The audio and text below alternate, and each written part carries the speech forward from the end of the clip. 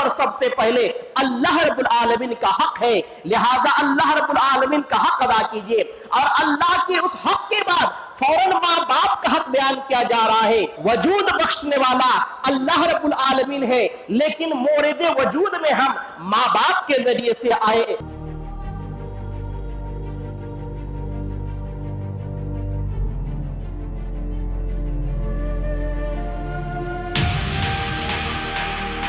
حقوق الوالدین یعنی ماں باپ کے اولاد پر کیا حقوق ہیں، اس کو کتاب و سنت کی روشنی میں بیان کرنے سے پہلے میں مناسب سمجھتا ہوں کہ ماں باپ کے والدین کے کیا مقام و مرتبہ ہیں وہ آپ حضرات کے سامنے بیان کر دوں، اس لیے کہ جب کبھی کسی کا مقام اور مرتبہ ہمیں معلوم ہو جائے تبھی اس کی عظمت، اس کی اہمیت سمجھ میں آتی ہے، اور اس کے بعد ہی صحیح طریقے سے ان کا حقوق ہم اور آپ ادا کر سکتے ہیں۔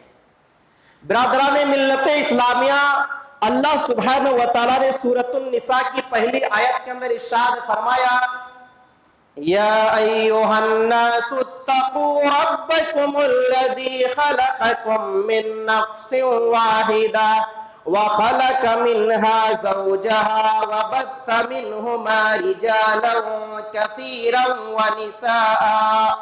اے لوگوں، اپنے اس رب سے ڈرو جس رب نے تم سب کو ایک نفس، ایک جان یعنی آدم علیہ السلام سے پیدا فرمایا، اور اس سے ان کی بیوی یعنی حوا علیہ السلام کی تخلیق فرمائی، پھر ان دونوں سے بہت سارے مرد و خواتین کو اللہ رب العالمین نے پھیلایا۔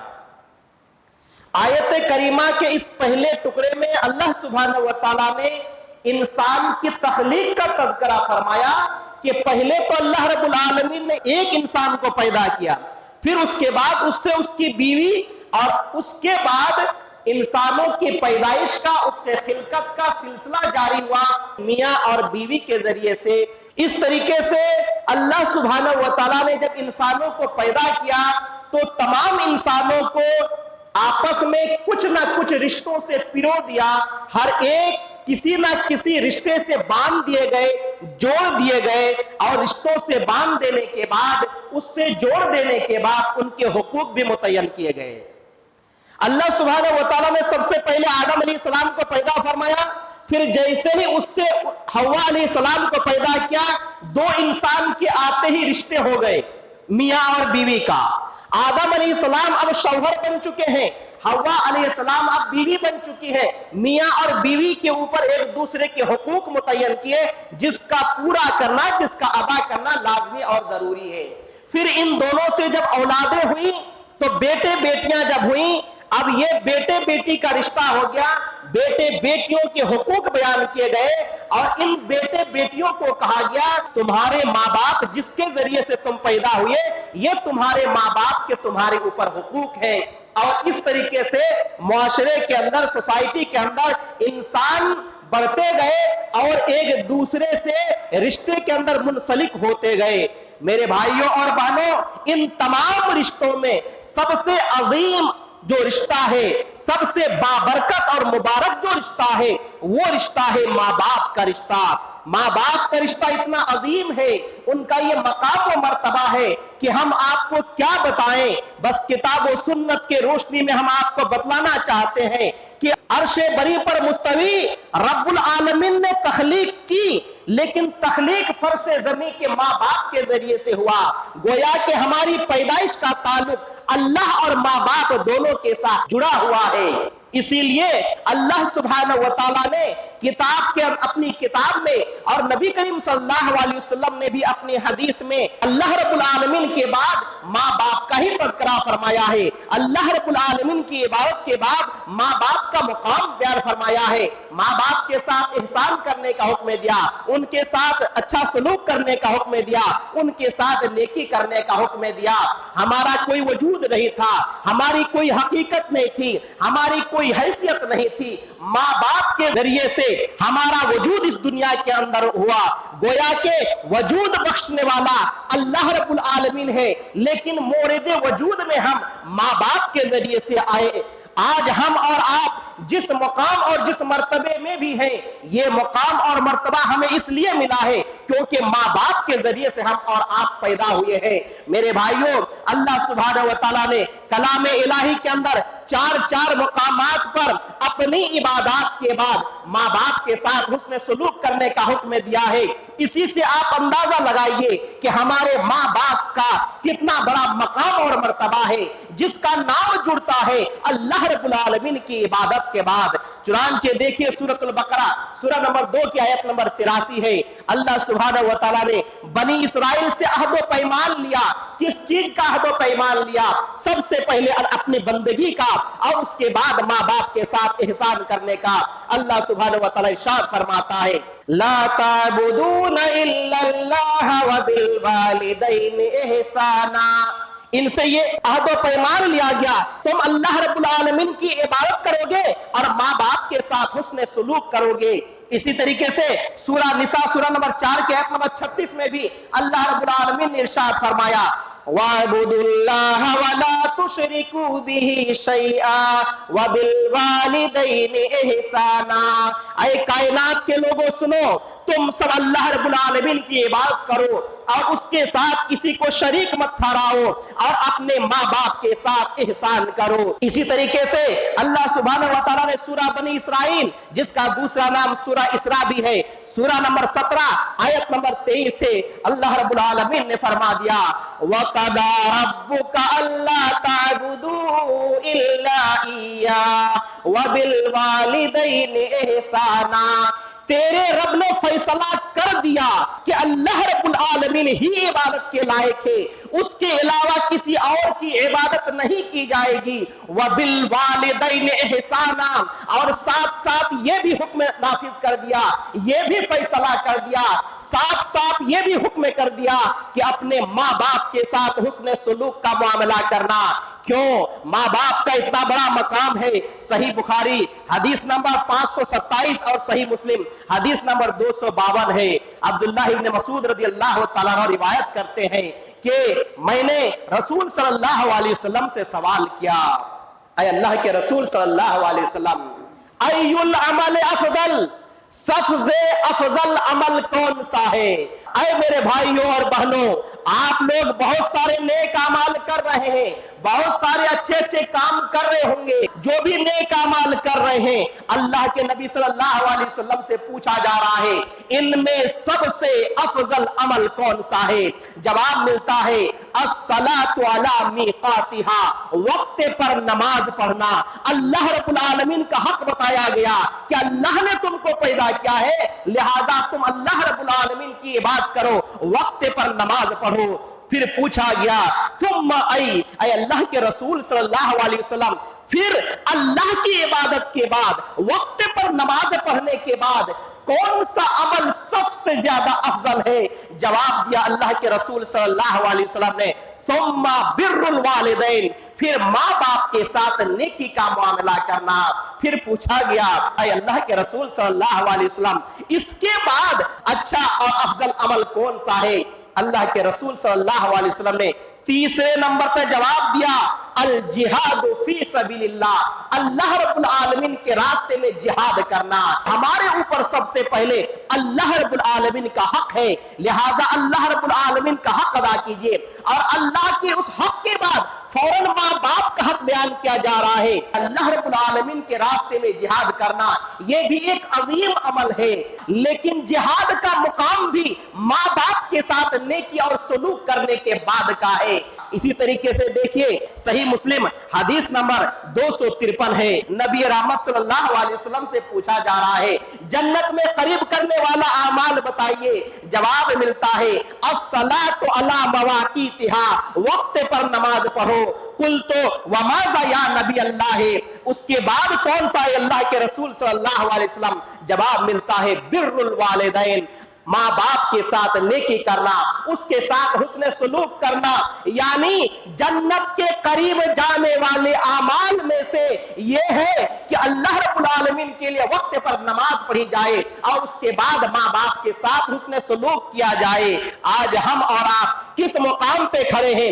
आज अगर हमने अपने माँ बाप का मकाम और मर्तबा न समझा, अगर उनके हुकूक को पामाल किया और उनके हुकूक को अदा न किया, ये जो नन्हे मुन्ने बच्चे हमारे हैं ये बड़े होंगे, बड़े होने के बाद फिर इनकी भी शादियां होंगी, शादी होने के बाद आज हम अपने माँ बाप के साथ जैसा सलूक करेंगे, कल हमारे ये बच्चे हमारे साथ वैसे ही सलूक करेंगे। ऐ मेरी माएं और बहनें, क्या वजह है कि आज आपका झगड़ा दिन रात सास से होती है या तो ननद वगैरह से होती है, अपने शौहर को क्यों भड़काती है, अपने शौहर को उनके माँ बाप से, उनके भाई बहनों से क्यों जुदा कर रही है? क्या अल्लाह रब्बुल आलमीन का डर और खौफ आपके दिल के अंदर नहीं है? क्या आपको नहीं मालूम कि वक्त यहाँ पे रुकने वाला नहीं है, ये वक्त तसलसल के साथ चलते रह रहा है। ये वक्त जब गुजर जाएगा फिर उसके बाद हमारे बच्चों का वक्त आएगा और हम जब बूढ़े हो जाएंगे हमारे साथ भी ऐसा ही मामला होगा। सही मुस्लिम हदीस नंबर 6510 में अल्लाह के नबी करीम सल्लल्लाहु अलैहि वसल्लम ने माँ बाप के जरिए से जन्नत में जाने का नुस्खा बयान किया। रावी हदीस अबू हुरैरा रज़ियल्लाहु ताला अन्हु बयान करते हैं, रसूलुल्लाह सल्लल्लाहु अलैहि वसल्लम ने सहाबा इकराम की मजलिस में बयान फरमाया, रग़िमा अनफु सुम्मा रग़िमा अनफु सुम्मा रग़िमा अनफु, उनकी नाक खाक आलूद हो, फिर उनकी नाक खाक आलूद हो जाए, फिर उनकी नाक खाक आलूद हो जाए। यह अरबी का एक मुहावरा है। जिस तरीके से हम लोग अपनी जबान में कहते हैं वो बर्बाद हो जाए, वो तबाह हो जाए, और इस किस्म के जो दूसरे अल्फाज इस्तेमाल करते हैं, सहाबा इकराम ने जब सुना रोंगटे खड़े हो गए, डर के मारे वो पूछने लगे, अल्लाह के रसूल सल्लल्लाहु अलैहि वसल्लम आप एक बार नहीं बार बार ये कह रहे हैं उनकी नाक खाक आलूद हो जाए, वो तबाह और बर्बाद हो जाए। वो बदनसीब शख्स कौन है जो तबाह और बर्बाद होने वाला है, जिसके बारे में बद्दुआ आप कर रहे हैं अल्लाह के हबीब सल्लल्लाहु अलैहि वसल्लम? जवाब मिलता है, मन अदरका अबवैहि इंदल किबर, जिसने बुढ़ापे में अपने माँ बाप को पाया, अहदुहुमा औ किलैहिमा फलम यदखुलिल जन्ना, या तो माँ बाप में से किसी एक को पाया या तो माँ बाप में से दोनों को पाया, फिर उनकी खिदमत करके, उनके साथ नेकी करके, उनके साथ हुस्न सलूक का मामला करके, उनके हुकूक को अदा करके वो जन्नत के अंदर दाखिल ना हुआ, ऐसा इंसान तबाह हो गया, ऐसा इंसान बर्बाद हो गया।